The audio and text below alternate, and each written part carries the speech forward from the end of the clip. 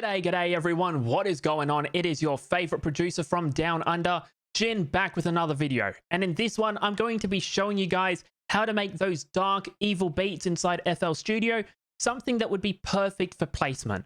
But yeah, if you are new here, would greatly appreciate it if you punch that subscribe button. And also while you're at it, flick that little notification bell so you get notified every single time I upload a video. But with that being said, let's get into FL Studio and let's deconstruct this beat. Okay, so here we are in FL Studio, and to begin with, when you are making those evil placement ready beats, you need to realize that the artist needs as much room as possible. So keeping that one in mind, I knew that the first instrument that I wanted was a bell from Expand. So what I ended up getting was this music box preset, and I laid down this simple melody in the key of C minor at a BPM of 143. In context, it sounds like so.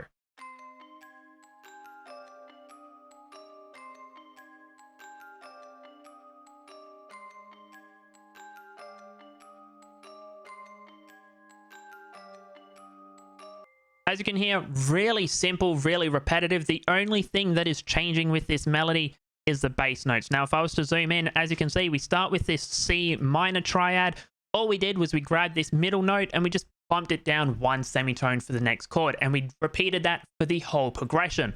The only thing that is changing is the root notes. We start with this C, go down to the G5, and end it on the G. Other than that, when it comes to the top melody, I was working with the one semitone steps. That is one thing I can strongly suggest if you are making evil beats. Semitones are your friends. Working with that one semitone step is the easiest way to get that evil suspense vibe. As you can see, we've done it with this G sharp going into the G, this D going into the D sharp, going back down to the D, and then in the middle here, this G going into the G6, and this middle note in the progression, the D sharp going down to the D. It's just an easy way to grab that evil vibe, just get that nice eeriness to it. Once that was done, I realized we were missing a decent amount of low end, so I ended up grabbing this piano from New York. It is the dark preset, and we just grabbed the root notes and we're playing them over 2 octaves. In context, sounds like so.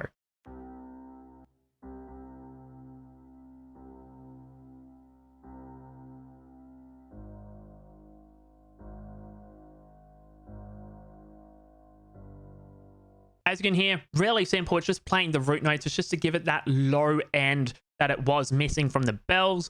Once that was done, I knew I wanted a flute, and I have a really good contact bank called the Sonoscore Free Ethnic Flute Phrases. Now, if you want to cop this one, I'll be leaving a link to it down in the description. It's completely free and really good. The bank that we ended up using is this Wonderlust. It is originally in the key of D minor, so in order to pitch it to C, we just had to tune it down by 2 semitones. Now, the notes that we are using are so simple. It's just 2 notes. We have this C5 playing twice, and then it goes to this G. And in context, it just sounds like so.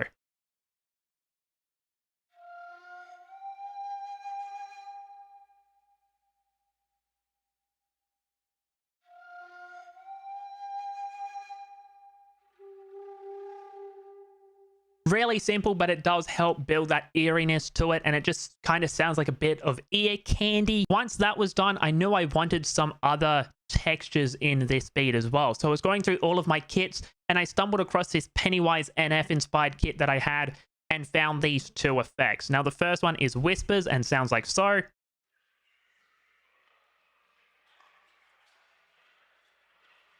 It literally just sounds like a group of people whispering. And the last one that we have is called Scary, and in context, it literally just sounds like someone breathing. Now, if you picked up and if you are wearing headphones, you would realize that Whispers is panned to the left and the Scary is panned to the right, just to make it feel that there's more room in the beat, just make it sound a bit more dynamic as well. Once that was done, we go on to the drums. Now, I wanted to be a little bit different with the drums, going on to the clap. I didn't want to do your generic 3/7, your generic trap pattern, so I ended up coming up with this pattern right here. It just repeats over, but in context, sounds like so.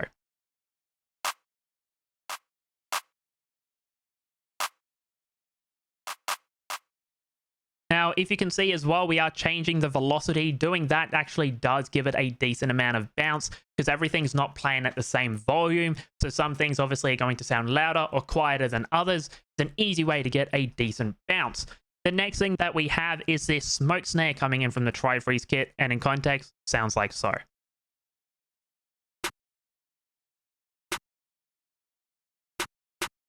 It's playing every single time that the clap isn't, just to give it a little bit more drive, a little bit more emphasis.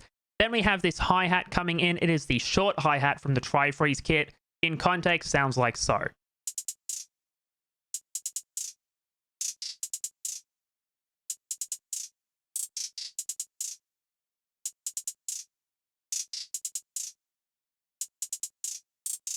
Now, we do have some reverb on this just to make it sound a little bit more airy, and we are playing with the panning as well. Other than that, we do have this favorite 808 coming in from the Tri-Freeze kit.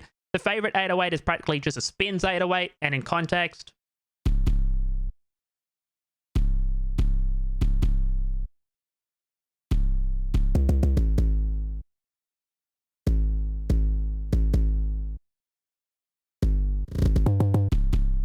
as you can hear at the end of each bar, we do play with the octaves. So we have this C5 at the end, we bump it up to the C6 for the triplet bounce. Then we have this G5 with a roll, but then at the end, bump it up to G6 for a triplet bounce. It's something Pyrex Whipper does a lot in his beats, and it just gives it a little bit more variance as well, so it doesn't sound stagnant and stale. Other than that, we do have this kick coming in. It is the Dior kick, and in context, sounds like so.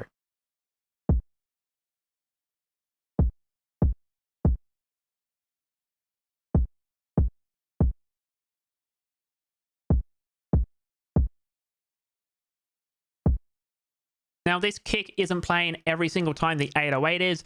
I just wanted the 808 to have some breathing room. Speaking of the 808, I did find this perk from the new Tri-Freeze kit called the Culture Kit Volume 2. It is called Layer with the 808. In context, sounds like so.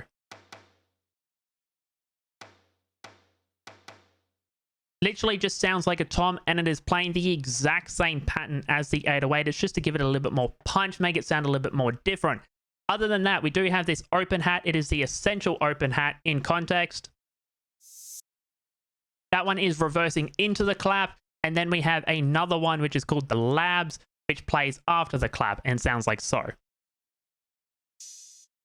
Now, the reason I do that is having a reverse open hat into the clap makes it sound like it's leading into something, and then we have a normal open hat feels like it's resolving. That's just something I tend to do quite a bit. Other than that, going on to the effects, because that is one thing that 808 Mafia is really known for, is having a lot of effects in their beats. We do start off with this gross beat preset. I know it's called halftime here, but it's actually gross beat with the halftime preset on. That one plays at the intro and every bridge, and then on the outro just to make it feel a little bit more darker, just to kind of fill in some more low end. Then we do have this retrograde plugin, which is a plugin by Simon Savita. If you want to know more about that, I did actually make a video on it where I reviewed it, gave it an in-depth review. I'll be leaving a card to it above me. I gave an honest feedback, the good, the bad, the ugly. Yeah, have that one playing on the second part of the hook just to make the bells reverse. Yet again, make it sound a little bit more different so it's not the exact same pattern playing over and over. Then we do have this gross beat preset coming in again. It is the Metro Boom and Scratch preset. That one just plays throughout the verses just to kind of, yet again, make it sound a little bit more different. Then we do have this Portal coming in with the Grain Swells preset. It's nice and, you know, turning it down so it's not overpowering as well. Then we do have a volume automation on the master and a reverb coming on at the master, just turning on at the end. Going to the melody bus, like I said, we have a gross beat. This is the Metro Boom and Scratch. Then we have a Valhalla Vintage Verb with a decay of 1, low card of 250, and mixes on 22. Then RC20 with the Vinyl 3 preset, just tweaked some of the parameters until I got it sounding how I wanted. An EQ cutting out some of the low and some of the high end just to give it breathing room for the 808. Another EQ just to tweak certain areas, just wanted to cut more of the low end and some of the high end. A Portal, like I said, has the Grain Swells preset on a mix of 40, just coming on at the second verse. But yeah, hopefully you did learn something from this video. If you did, and if you are new here, would greatly appreciate it if you punch that subscribe button and also flick that little notification bell so you get notified every single time I upload a video. But with that being said, thank you so much for watching yet again, and I'll catch you all next week for another video.